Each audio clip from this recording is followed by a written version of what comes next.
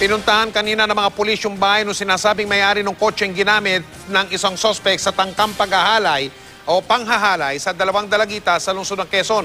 Yung pamilya na may-ari ng sasakyan ay hindi raw ganong namukaan yung sospek na lumabas doon sa tinatawag na RT sketch. Pero handa raw silang makipagtulungan sa pulisya.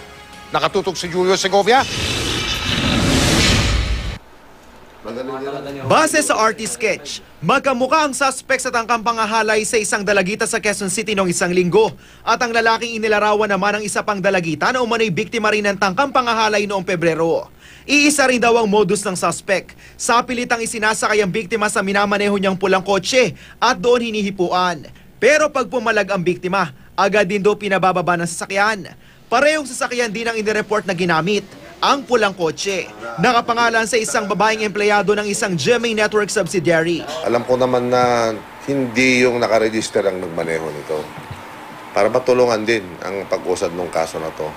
Otherwise, wala tayong magagawa kundi through our lawyers here, it is being recommended to file the necessary charges dito sa registered owner sa sasakyan na to. Pinuntahan ng pulis ang bahay ng naturang empleyado kanina.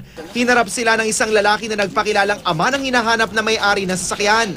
Nagulat daw ang pamilya nila sa balita. Hindi ko alam kasi I was sick. And it happened, madaling araw nga daw. Opo.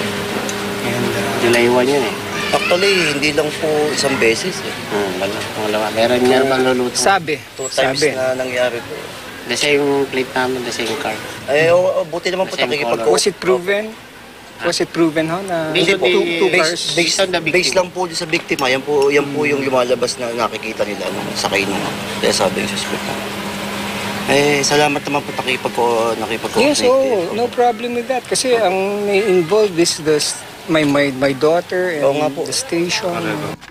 Ang pulang sasakyan na ginamit umano ng suspect, nakaparada sa garahe ng bahay. Hindi raw pamilyar sa lalaki ang mukha ng suspect sa RT sketch, pero handa raw silang makipagtulungan sa pulisya. Honestly, I want to cooperate, pero I want yung written, Yes, sir. Yes, sir. So I can, if ever, kung meron na complaint or there's a case, doon na lang tayo mag-usap. Okay, sir. Diba? I also have to consult, if ever, who can help me legally about this. Yes, sir. Wala sa bahay noon ang may-ari ng sasakyan, pero hiningi na ng mga pulis na makausap ito. Julio Segovia, Nakatutok, 24 Oras.